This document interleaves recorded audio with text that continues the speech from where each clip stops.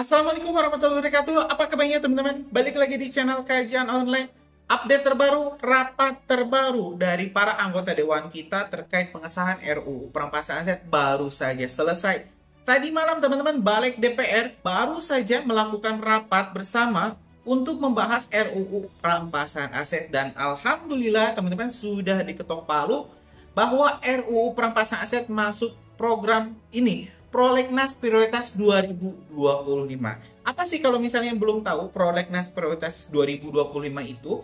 Ini adalah undang-undang yang menjadi prioritas dari para anggota DPR kita untuk dibahas atau disahkan. Jadi kalau misalnya sudah masuk Prolegnas, maka DPR mau tidak mau harus mengesahkan RUU Perampasan Aset. Deadline-nya teman-teman, yang paling bagus itu ya sebelum September bulan ini selesai, atau sekurang-kurangnya selesainya itu sebelum 2025 akhir. Jadi alhamdulillah teman-teman, kita bakal tengok juga informasinya terkait bagaimana jalannya persidangan di DPR, Balik DPR terkait rapat pleno RUU Perampasan Aset. Yuk, tanpa panjang lebar, kita simak dulu informasi yang sudah Kajian Online kumpulkan terkait rapat pleno yang baru saja selesai tadi malam anggota DPR kita jalankan. Pemirsa, Badan Legislasi DPR RI. Pemirsa, Badan Legislasi DPR RI melakukan rapat pleno dengan Menkumham dan Panitia Perancang Undang-Undang DPD RI pada Rabu sore. Dalam rapat balik tersebut membahas salah satunya RUU Perampasan Aset. Badan Legislasi DPR RI melakukan rapat pleno dengan Menkumham dan Panitia Perancangan Undang-Undang DPD RI di Gedung Parlemen Senayan, Jakarta pada Rabu sore. Dalam rapat balik tersebut, Wakil Menteri Hukum dan HAM, Edi Hiarij, mengusulkan 5 RUU prioritas di tahun 2025 dan 17 RUU di tahun 2026. Dalam usulan RUU tersebut, salah satunya yakni rancangan Undang-Undang Perampasan Aset sebagai sanksi bagi para pejabat yang melakukan korupsi. Ketua Badan Legislasi DPR RI, Bob Hasan, mengatakan RUU Perampasan Aset menjadi prioritas dan sudah mulai tahap pembahasan di tahun 2025. Ia juga mengatakan pengesahan RUU Perampasan Aset tidak boleh dilakukan secara tergesa-gesa dan mengutamakan pemaknaan isi serta partisipasi publik secara keseluruhan. Itu kita prioritas tahun 2025 itu kita mulai pembahasan. Nah, terpenting sekarang ini publik harus tahu isinya, itu yang saya sampaikan minggu kemarin ya. Jadi meaningful partisipasi publik, pemaknaan daripada isinya dan sebagainya. Selama ini kan publik hanya mengetahui daripada judulnya gitu loh. Nah, nanti akan semakin terang dan jelas dan kita tidak boleh tergesa-gesa juga dalam menyusun undang-undang. Kalau RUU Prolegnasnya? Ya, daftar prolegnasnya nanti akan diberikan. Ada. Kalau kepanjangan saya bacakan agak panjang, Bang. Ada untuk prioritas ada 66, kemudian yang long list dan situ juga termasuk prioritas 199. Demikian. Barangkali yang jadi highlight Pak, mungkin yang ditunggu-tunggu juga oleh masyarakat atau mungkin memang ya, salah satu yang dibutuhkan masyarakat adalah tentang rancangan undang-undang perampasan aset. Yang kedua, rancangan undang-undang perlindungan pekerja rumah tangga. Dan lainnya lagi yang banyak, ada 66 itu. Kami berharap, pemerintah juga berharap kita segera berkolaborasi untuk menyelesaikan. Pemerintah menginginkan segera diselesaikan. Kekayaan bahasa Nusantara juga adalah identitas budaya serta alat dilakukan pelestarian. Untuk mencegah banyaknya bahasa pembahasan rancangan undang-undang tentang bahasa daerah dapat segera dilakukan dalam kehidupan yang layak dan tidak terimplementasi. Maka fraksi PD Perjuangan mendorong agar pembahasan rancangan undang-undang dalam Prolegnas Prioritas 2026. Kesembilan, fraksi PD Perjuangan ragu dengan tetap memperhatikan isu-isu penting yang berkembang di masyarakat serta menekankan agar dalam pembahasan rancangan undang-undang berdasarkan pandangan di atas, maka fraksi PD Perjuangan menyatakan sikap menyetujui prioritas tahun 2055 dan program legislasi nasional rancangan undang-undang prioritas pada tingkat selanjutnya.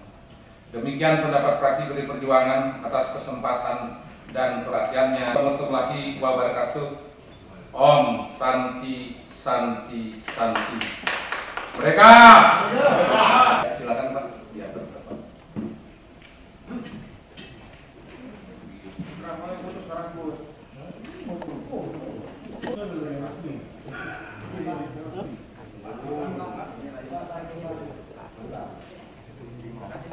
Atas Pak. Atas Pak.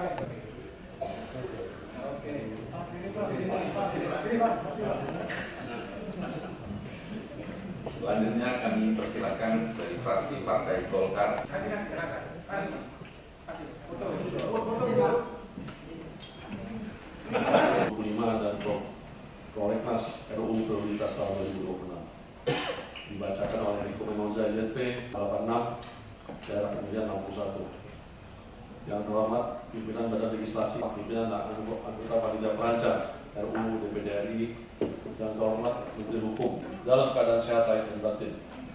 Tanpa izin dan perkenankannya, niscaya kita tidak akan perlu pernah mendapatkan kesempatan seperti ini. Selanjutnya, peran kami dari fraksi Partai Golkar DPR RI, program legislasi nasional tahun 2025 dan RUU program legislasi nasional prioritas yang melekat dalam Dewan Perwakilan Rakyat adalah: pertama, menyusun prolegnas atau program legislasi nasional; kedua, menyusun dan membahas RUU; ketiga, menerima Dewan Perwakilan Daerah; keempat, membahas RUU yang diusulkan oleh Presiden maupun DPD RI; kelima, menetapkan nasional diarahkan untuk memperkuat transformasi sosial, ekonomi, dan tata kelola serta supremasi hukum Indonesia dan menciptakan regulasi yang adaptif terhadap kebutuhan masyarakat dan perkembangan zaman. 3. Mendukung pencapaian tujuan negara, terutama dalam rangka menyambut Indonesia Pas 2045. Karya DPR RI mencermati dinamika perkembangan masyarakat, utamanya unjuk rasa yang terjadi beberapa waktu lalu. Unjuk rasa yang terjadi kemarin masif dan peka terhadap lingkungan sosial dan aspirasi yang berkembang dalam masyarakat. Perkembangan teknologi informasi dengan mudah menyampaikan aspirasinya melalui media sosial. Karakteristik utama masyarakat era digital adalah penggunaan teknologi informasi untuk berbagai tujuan. Protes dan unjuk rasa yang berkembang belakangan ini baik di Indonesia dimulai dari dinamika yang terjadi di media sosial. Kinerja Dewan ibarat akuarium ini tiap saat dapat dilihat bahkan dikritik oleh masyarakat. Oleh karenanya, dalam penyusunan program tahun 2026, fraksi Partai Golkar berpendapat dalam penyusunan program legislasi nasional ini jangan terlalu mengejar target, dan dalam penyusunan program legislasi nasional adalah: 1. Target yang rasional. Dari pengalaman yang ada sekitar 14-20 setiap tahun. Kajian evaluasi tersebut merekomendasikan pemerintah dan DPR agar realistis memasukkan rancangan undang-undang yang disahkan dalam prolegnas. Alasan yang dimaksudkan dengan jumlah undang-undang yang disahkan. Pembatasan jumlah usulan baik dari DPR maupun pemerintah diharapkan memiliki tolak ukur yang jelas dalam menyusun undang-undang. Langkah ini juga membatasi RUU dan materi pengaturan yang tidak sejalan dengan visi dan misi penyusunan prolegnas perundang-undangan lainnya seperti peraturan pemerintah dan lainnya. Pimpinan rapat, anggota balik, dan hadirin yang kami muliakan, penyusunan perubahan kedua program legislasi nasional tahun 2025 dan RUU program legislasi nasional prioritas tahun 2026 untuk dibahas pada tingkat selanjutnya. Demikian.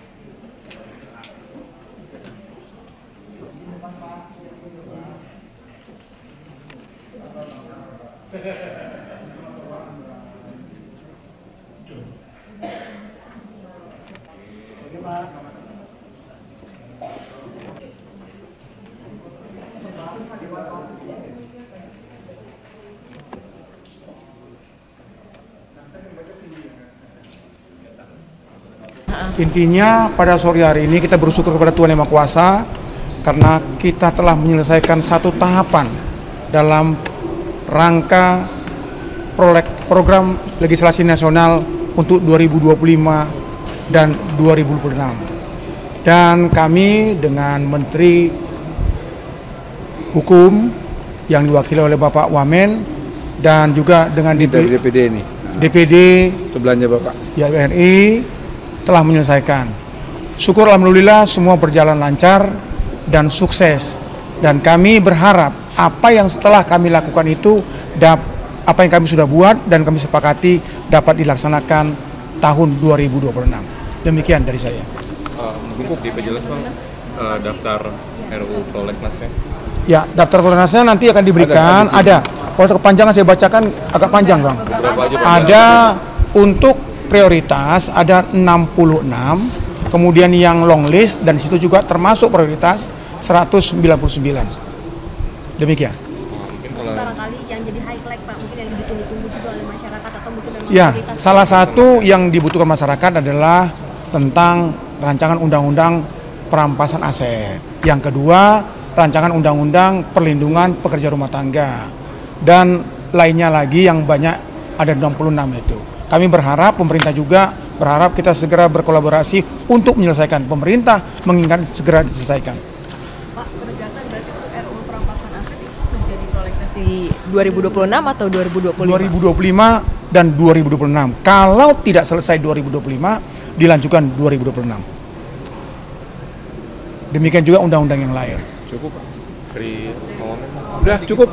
Sama kan? Tadi hasil kesepakatannya sama. Oke. Ya. Kayak gitu ya. Makasih. Udah. Nanti kalau tindak lanjutnya yang lain-lain, silakan nanti udah diserahkan, udah ada PDF-nya ya Bu ya. Akan kami share lengkapnya demikian. Dari DPD RI mau nyampaikan? Oh, silakan. Oh, ya. Kalau kita Ya, kalau kita dari DPD, jadi kan dalam prosesnya kan kita ada ikut mengusulkan ya, ada 4 rancangan undang-undang yang kita ikut mengusulkan. Ada 1 RUU daerah kepulauan, itu murni inisiatif kita sendiri. Kemudian ada RUU pengelolaan perubahan iklim, RUU masyarakat hukum adat, dan kemudian ada revisi Pemda. Nah, kita dari sisi DPD-nya kita sudah selesaikan tuh draftnya. Tapi di situ kan ada inisiatif bersama ya dengan DPR. Jadi nanti kita tunggu untuk diagendakan berikutnya. Kita berharap supaya itu dilanjutkan dalam pembahasan di tahun 2025 ini. Kan ini 4 RUU yang juga sebenarnya penting kan buat masyarakat kita. Yang juga dinantikan buat masyarakat. Ya. Mungkin itu. Baik, selesai. Terima kasih. Terima kasih. Salam sehat. Yusril Ihza Mahendra mengatakan pemerintah bersama Dewan Perwakilan Rakyat, DPR, berkomitmen membahas rancangan undang-undang, RUU, perampasan aset dalam waktu yang tidak terlalu lama. Menurutnya, RUU perampasan aset berisi hukum acara pidana khusus sehingga pembahasannya harus tepat dan sesuai dengan peraturan hukum pidana yang berlaku. RUU tersebut telah masuk dalam program legislasi nasional, Prolegnas, Prioritas 2025-2026, kata Yusril saat menerima audiensi Badan Eksekutif Mahasiswa Seluruh Indonesia, BEMC, di Jakarta, Rabu, 17 September 2025, dikutip dari Antara, Kamis, 18 September 2025. Adapun pernyataan tersebut menanggapi perwakilan mahasiswa dari Universitas Lampung, Amar Fauzan, yang menyoroti pembahasan RUU perampasan aset. Dalam kesempatan itu, Yusril juga menyampaikan apresiasi atas dialog dengan mahasiswa. Ia menegaskan pemerintah terbuka terhadap kritik dan masukan, namun mengingatkan agar penyampaian aspirasi tetap berada dalam koridor hukum.